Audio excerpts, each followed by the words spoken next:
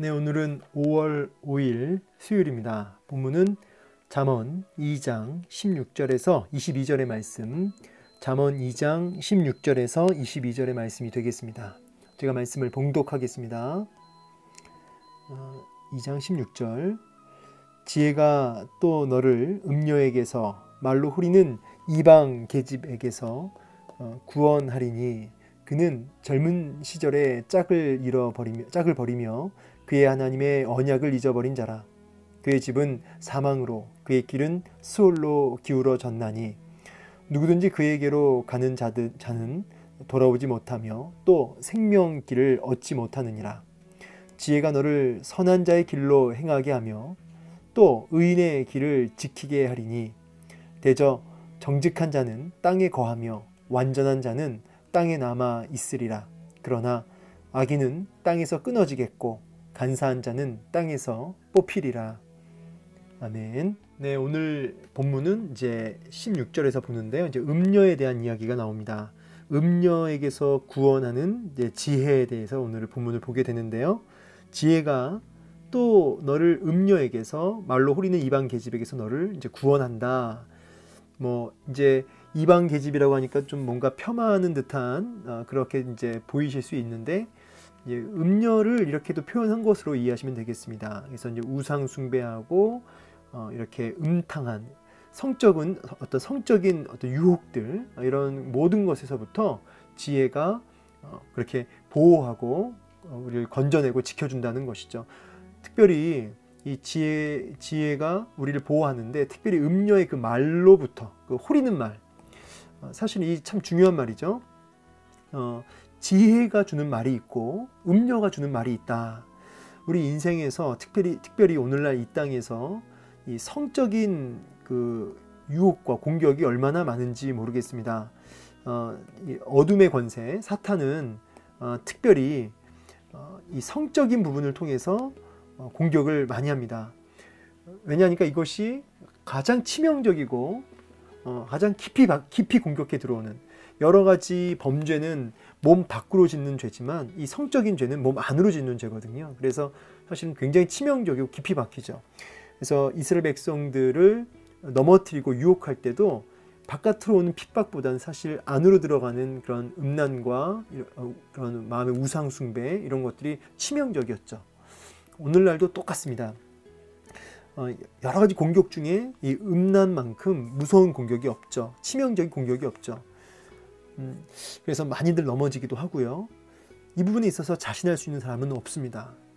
근데 이렇게 말로 호리는 여러 가지 유혹을 우리가 끊임없이 받게 되는데 이때 음녀의 말과 또 지혜의 말이 있다는 것이죠. 그러니까 지혜가 있는 사람은 음녀가 끊임없이 호리는 말로 공격해 오지만 지혜의 말을 듣고 그 지혜를 통해서 이긴다는 것이죠. 이 싸움이 늘 우리 안에 있는 거예요. 지혜의 말과 끊임없이 공격해 들어오는 음녀의 말, 이 두 가지가 우리 안에 싸우고 있는 것이죠. 근데 그 지혜가 있는 자는 이긴다. 참 중요한 주제가 되겠습니다. 그래서 여러 가지 성적 유혹과 또 이따 보시면 나오겠지만 여러 가지 물질의 탐욕, 사실 이 부분이 이 돈과 성, 이 부분이 사실 가장 오늘날 이 땅에서 치명적인 힘 아닙니까? 근데 이런 돈의 탐욕과 또 성적인 공격으로부터 보호하고 건지는 역사가 이 지혜로부터 있다는 것이죠. 따라서 여러분, 지혜는 있으면 좋고 없으면 뭐 그만, 지혜가 없으면 좀 부족한 삶이 되겠지, 그 정도가 아니라는 거죠. 지혜가 없으면 정말 죽음에 이르는 치명적인 문제가 된다는 거죠. 지혜가 우리를 선한 자의 길로 인도하며 여러 가지 성적인 공격과 유혹과 또 그런 탐욕으로부터 우리를 건지기 때문에 옵션이 아니다. 그래서 지혜를 얼마나 우리가 사모하고, 지혜를 어떻게 여기게 되냐면 여기 우리 어제 봤던 은을 구하는 것 같이, 감추어진 보배를 찾는 것 같이 그렇게 지혜를 그렇게 가치를 두고, 금은 보화처럼 가치를 그 지혜에다 두고 그 지혜를 열정적으로 간구하고 그렇게 소망할 수 있어야 된다는 것이죠. 자, 그런데 이 음녀의 공격을 계속 보겠습니다. 17절에 보니까 그는 젊은 시절의 짝을 버리며 또 그의 하나님의 언약을 잊어버린 자라. 참 연결돼 있어요. 뭐냐면 젊은 시절의 짝이라고 하면 이제 배우자를 얘기하는데 배우자와의 서약을 버리고요. 그리고 그는 하나님과의 언약도 버린다.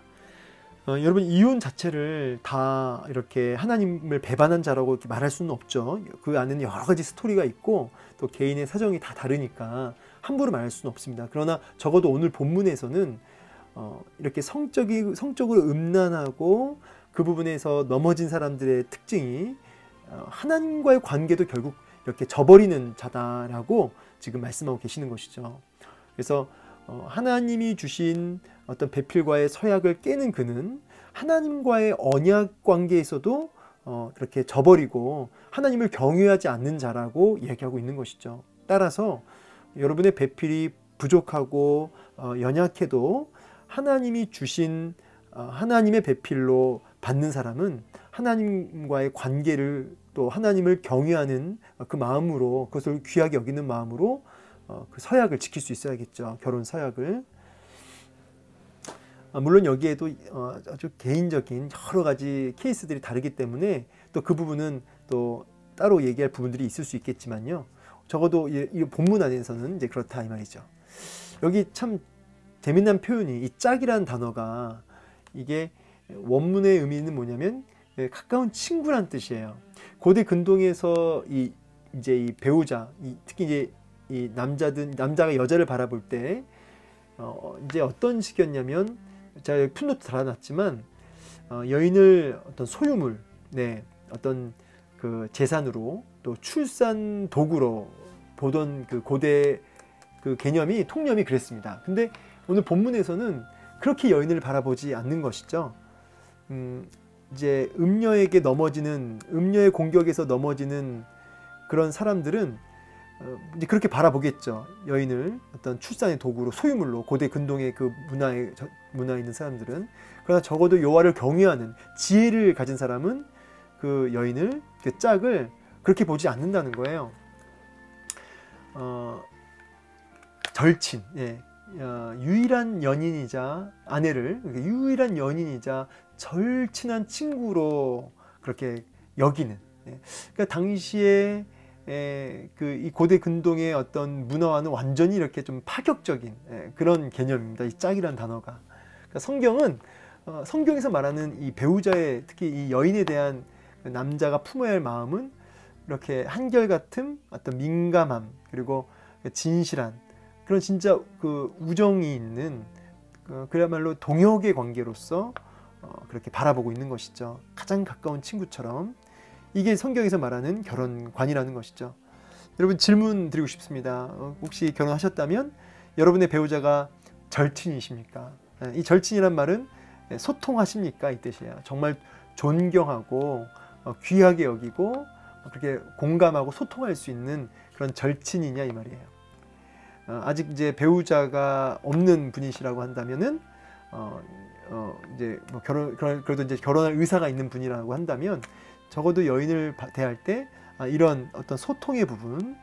그래서 저도 사실은 이 결혼 주례를 이렇게 많이 쓰진 않았지만 몇 번 쓸 때마다 또 결혼 예비 학교를 제가 맡아서 할 때마다 이 소통에 대한 부분을 굉장히 강조합니다. 이렇게 이 소통에 대한 부분을 우리가 또 주목하면서 이게 지혜를 가진 자에게 주어지는 게 바로 이런 소통의 능력이에요. 지혜가 갖고 있는 여러 가지가 있지만 여인을 성적으로 소유물로 바라보는 것이 아니라 정말 이 소통할 수 있는 그런 절친으로 귀하게 여기는 이런 부분이 그 지혜자에게 주어진다는 것이죠. 근데 이 지혜가 없는 자는 이 음녀의 말에 어떻게 되죠? 이렇게 이 말에 넘어가고 그렇게 여인을 버리는 이런 일이 벌어진다는 것이죠. 그의 집은 사망으로 그의 길은 스올로 길어졌다. 이 스올이라는 단어를 또 보니까 결국 이제 죽은 자의 혼이거든요. 죽은 자의 혼, 그러니까 유령들에게 가는 길이다. 그러니까 유령들에게로 기울어져 있다. 한마디로 자기의 서약을 버리고 하나님과의 언약을 하나님을 경외하지 않으므로 언약까지 버린 그런 자들은 결국은 사망, 또 이 귀신들에게로 기울어진다. 그러니까 어둠의 권세에 영향을 깊이 받는다는 것이죠. 예, 사실 여러분 그 음란이라고 하는 것과 이 악령, 어둠의 권세, 뭐 오늘 귀신이라고 했는데 유령이라고 표현했는데 이 귀신의 영, 이게 직결되는 거죠. 그래서 이게 달콤하고 이게 아주 듣기 좋고 너무 매혹적이지만 그러나 사실 그것은 귀신에게 끌려가는 꼴이다 이 말이에요. 사망으로 이르는 길이다 이 말입니다. 여기 원래 18절에는 왜냐하면이라는 단어가 그 앞에 있습니다. 그래서 왜냐하면 하면서 이제 그 비참함을 얘기합니다. 누구든지 그에게로 가는 자는 돌아오지 못하며 또 생명길을 얻지 못한다. 그래서 그 음녀의 말에 붙들리게 되면 결국 이렇게 어둠의 영에 깊이 영향을 받아서 어둠의 권세에 끌려다니며 이렇게 사망의 길로 나아가게 될 것이다. 그런데 지혜, 그 지혜가 너를 선한 자의 길로 행하게 한다는 거죠. 건져낼 뿐만 아니라 적극적으로 하나님의 뜻을 행하는 자, 하나님을 기쁘시게 하는 자의 길로 나아가게 한다는 것이죠. 그러면서 대저 정직한 자는 여호와를 경외하는 지혜자는 땅에 거하며 완전한 자는 땅에 남아 있으리라. 그러나 악인은 땅에서 끊어지겠고 간사한 자는 땅에서 뽑히리라. 그래서 음녀에게 넘어가는 지혜가 없는 자를 가리켜 악인이라고 표현했고 지혜의 말을 듣고 있는 하나님을 경외하는 자를 정직한 자라고 얘기했어요. 그는 생명을 얻고 땅에서 복을 받지만 지혜가 없고 음녀의 말에 늘 끌려다니는 귀신의 영에 끌려다니는 그는 이런 심판을 받을 것이다 라고 하는 결론이 되겠습니다. 오늘 말씀에서 이제 중요한 구절은 저는 이제 17절에 별표를 쳤는데요. 그는 젊은 시절에 짝을 버리며 그의 하나님의 언약을 잊어버린 자라. 결국은 이 16절과 17절 말씀을 좀 주목해서 봐야 됩니다. 누구의 말을 듣고 사느냐. 여러 가지 세상은 이 미디어를 통해서 뭐 SNS 통해서 성적인 공격들이 뭐 가득합니다. 성적인 유혹과 공격이 가득합니다. 이 음녀의 말이 막 쏟아지고 있어요. 그 속에서 나를 지키고 그 음녀의 말이 아니라 지혜의 말을 쫓아간다. 이건 정말 불가능에 가깝죠. 여러분 그러다 보니까 소통의 능력을 잃어버리고 그렇게 어떤 성적인 어떤 문란함에 빠지는 이런 일이 벌어지는 거죠. 오늘날 이 소통의 능력을 잃어버려서 고통하는 시대가 돼버린 것 같아요. 그래서 결혼하면서도 이렇게 무너지는 가정들이 많고요. 또 갈등하는 가정들도 얼마나 많습니까? 그 안에 뭐가 빠진 거예요? 지혜가 빠진 거예요. 그래서 저는 오늘 그 결론으로 이 소통은 결국 이제 공감인데요. 이 공감하는 능력은 이제 결국은 지혜를 통해 주어진다는 겁니다. 하나님을 경외하는 이 지혜를 통해서 공감하고 소통할 수 있는 능력. 그리고 어떤 음란이나 여러 가지 성적인 여러 가지 말로 호리는 눈과 귀로 호리는 여러 가지 어둠의 영의 권세의 그 공격에서부터 우리를 지켜내는 것이 뭐다? 바로 지혜다라고 말씀하고 있는 것이죠. 그래서 여러분 이 심리학적으로도 우리 이 공감각적 경청이란 말이 있거든요. 공감각적 경청. 아까 그 음녀가 말로 호린다고 그랬죠. 결국 지혜는 결국 이 공감각적 경청이라는 말로 써도 좋을 것 같아요. 왜냐하면 그 솔로몬이 지혜를 구하잖아요. 근데 그 지혜를 솔로몬이 구할 때 그 지혜라는 단어가 듣는 마음이거든요. 그 지혜가 그 원문적 의미는 뭐라고요? 듣는 마음. 굉장히 중요한 표현이죠. 결국은 하나님의 뜻을 잘 경청해서 듣는 그 마음. 그게 뭐다? 지혜다. 그래서 여러분 오늘날 같이 정말 유혹이 많은 음란이 막 쏟아지고 있는 이런 시대에서 목숨을 걸고 구해야 할 것이 이제 지혜라고 한다면 이 듣는 마음. 그래서 여러분 의도적으로 자꾸 하나님 말씀을 들으시고 또 오늘 우리 어제 봤던 말씀대로 은을 구하듯 감추인 보배를 구하듯 그 지혜를 간구할 수 있었으면 좋겠습니다. 그렇게 오늘도 지혜를 통해서 공감의 능력을 갖고 그렇게 배우자를 바라보고 여인을 바라보고 그래서 말로 호리는 여러 가지 유혹의 말이 쏟아지는 이때 하나님의 말씀을 듣는 그런 듣는 마음이 여러분의 자녀와, 오늘 어린이날인데 여러분의 자녀와 여러분 삶 속에 가득해서 가정이 살아나고 자녀들이 살아나는 그런 소통하는 그런 찬지에 가지시기를, 듣는 마음 가지시기를 주의 이름으로 축복합니다. 감사합니다.